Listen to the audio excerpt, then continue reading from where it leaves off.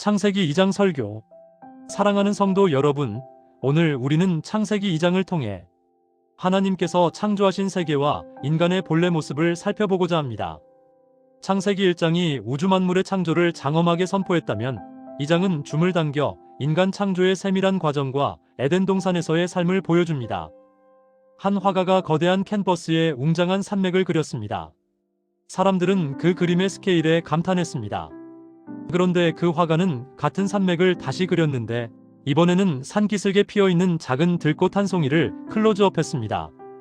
그제야 사람들은 그 들꽃의 섬세한 아름다움과 생명력을 발견할 수 있었습니다. 창세기 1장과 2장의 관계가 바로 이와 같습니다. 오늘 우리는 하나님께서 특별히 우리 인간을 어떻게 지으셨고 어떤 삶을 계획하셨는지 자세히 살펴보겠습니다. 하나님의 안식.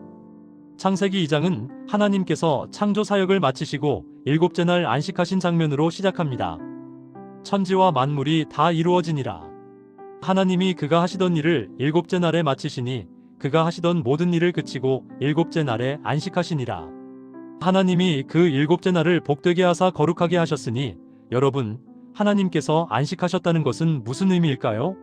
하나님께서 피곤해서 쉬셨을까요? 아닙니다. 전능하신 하나님께서는 피곤하지 않으십니다. 하나님의 안식은 창조 사역의 완성을 선포하시며 그 완전함 속에서 기뻐하신 것입니다. 세계적인 바이올리니스트 이작 펄만의 연주회에 갔던 한 음악평론가의 이야기입니다. 그는 펄만의 완벽한 연주 기교에 감탄했지만 가장 깊은 감동을 받은 순간은 따로 있었다고 합니다. 곡이 끝나고 펄만이 화를 멈추고 고요히 서 있을 때 그 짧은 침묵의 순간에 방금 전 연주가 홀 전체에 울려 퍼지며 완성되는 것을 느꼈다고 합니다. 음악 이론에서 쉼표는 단순히 소리가 없는 구간이 아닙니다. 쉼표는 음악의 일부이며 쉼표가 없다면 음악은 소음일 뿐입니다. 쉼표가 있기에 음악이 완성되고 의미를 갖게 됩니다.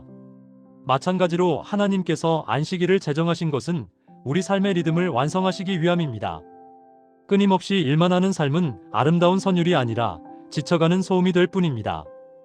안식은 게으름이 아니라 하나님과의 관계를 회복하고 창조 세계를 감사함으로 누리며 우리 삶을 완성해가는 거룩한 시간입니다.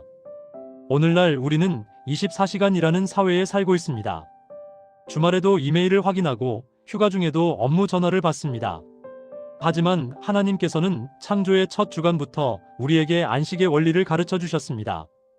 우리가 쉴 때 우리는 하나님께서 우리 삶의 주인이심을 인정하는 것입니다. 흙으로 빚어진 인간. 여호와 하나님이 땅의 흙으로 사람을 지으시고 생기를 그 코에 불어넣으시니 사람이 생명이 되니라. 이 한 구절 안에 우리 인간 존재의 신비가 담겨 있습니다. 하나님께서는 땅의 흙으로 사람을 지으시고 그 코에 생기를 불어넣으셨습니다. 이 장면은 우리 인간 존재의 두 가지 측면을 동시에 보여줍니다. 첫째, 우리는 흙으로 만들어진 피조물입니다. 우리는 땅에서 왔고 땅으로 돌아갑니다. 이것은 우리의 겸손과 유한성을 일깨웁니다. 둘째, 그러나 우리는 단순한 흙덩어리가 아닙니다. 하나님께서 직접 생기를 불어넣으심으로 우리는 생명이 되었습니다. 우리 안에는 하나님의 숨결, 하나님의 형상이 있습니다. 이것이 인간의 존엄성의 근거입니다. 에덴 동산. 하나님께서는 동방의 에덴에 동산을 창설하시고 그곳에 사람을 두셨습니다. 에덴 동산은 풍요로운 곳이었습니다. 여호와 하나님이 그 땅에서 보기에 아름답고 먹기에 좋은 나무가 나게 하시니 그리고 하나님께서는 사람에게 중요한 사명을 주셨습니다. 여호와 하나님이 그 사람을 이끌어 에덴 동산에 두어 그것을 경작하며 지키게 하시고 많은 사람들이 이를 타락의 결과로 생각합니다. 하지만 이것은 오해입니다. 일은 타락 이후에 생긴 것이 아니라 에덴 동산에서부터 있었던 하나님의 선물입니다. 타락 이후에 달라진 것은 일 자체가 아니라 일의 조건입니다. 땀 흘려야 하고 가시덤불과 엉겅퀴가 나게 된 것이죠. 하지만 일 자체는 처음부터 인간에게 주신 축복이었습니다. 돕는 배필. 여호와 하나님이 이르시되 사람이 혼자 사는 것이 좋지 아니하니 내가 그를 위하여 돕는 배필을 지으리라 하시니라.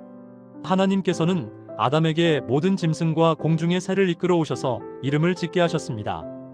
하지만 아담은 자기와 같은 존재를 발견하지 못했습니다. 그래서 하나님께서는 아담을 깊이 잠들게 하시고 그의 갈비뼈 하나를 취하여 여자를 만드셨습니다. 평등하고 함께 걷고 서로를 보호하는 동반자로 지으신 것입니다. 성경은 말합니다. 이러므로 남자가 부모를 떠나 그의 아내와 합하여 둘이 한 몸을 이룰지로다. 이 말씀은 결혼제도의 기초입니다. 하나님께서 직접 제정하신 결혼은 한 남자와 한 여자가 평생 언약 관계를 맺는 거룩한 제도입니다. 사랑하는 성도 여러분, 창세기 2장이 우리에게 주는 교훈을 정리해 보겠습니다. 첫째, 안식의 원리를 회복하십시오. 하나님께서는 우리가 쉬지 않고 일하도록 지으시지 않았습니다. 안식은 나약함이 아니라 지혜입니다. 이번 주 의도적으로 하나님 앞에 조용히 서는 시간을 가지십시오. SNS를 끄고 일을 내려놓고 하나님께서 창조하신 세계를 누리십시오. 둘째, 당신의 정체성을 기억하십시오. 우리는 흙으로 만들어진 연약한 존재이지만 동시에 하나님의 생기를 받은 존귀한 존재입니다. 실패했을 때 너무 낙심하지 마십시오. 당신은 흙입니다. 하지만 성공했을 때 교만하지도 마십시오. 그것은 하나님의 생기 덕분입니다. 셋째, 이를 통해 하나님을 예배하십시오. 당신이 하는 일이 무엇이든 그것을 통해 창조주를 알아가고 창조 세계를 돌보는 청지기 의식을 가지십시오. 직장에서의 일도, 집안일도, 학업도 모두 하나님께 드리는 예배가 될 수 있습니다. 넷째, 배우자를 하나님께서 주신 선물로 여기십시오. 쉽게 포기하지 마십시오. 함께 성장하십시오. 독신이신 분들은 교회 공동체 안에서 건강한 관계를 누리십시오. 우리는 혼자 살도록 지어지지 않았습니다. 루이스 C.S의 책 중에 이런 표현이 있습니다. 우리가 이 세상에서 느끼는 모든 아름다움과 기쁨은 사실 천국에 대한 향수입니다. 아름다운 음악을 들을 때, 사랑하는 사람과 함께할 때, 자연의 장엄함 앞에 설 때 우리가 느끼는 그 깊은 감동은 우리가 원래 그곳에 속해 있었다는 것을 일깨워줍니다. 비록 우리는 타락한 세상에 살고 있지만 창세기 2장의 에덴 동산에 대한 기억은 여전히 우리 마음 깊은 곳에 새겨져 있습니다. 우리가 안식을 갈망하고 의미 있는 일을 추구하며 진정한 관계를 원하는 것은 바로 이 때문입니다. 감사하게도 예수 그리스도를 통해 우리는 새로운 창조에 참여할 수 있게 되었습니다. 그리스도 안에서 우리는 잃어버린 에덴을 회복하기 시작합니다. 그리고 궁극적으로는 요한계시록이 약속하는 새 하늘과 새 땅에서 완전한 회복을 경험하게 될 것입니다. 오늘 이 말씀을 통해 하나님께서 우리를 어떻게 지으셨는지, 우리가 어떻게 살아야 하는지를 다시 한번 깨닫게 되시기를 바랍니다. 그리고 창세기 2장에 나타난 하나님의 선하신 계획이 우리 각자의 삶 속에서 회복되기를 기도합니다.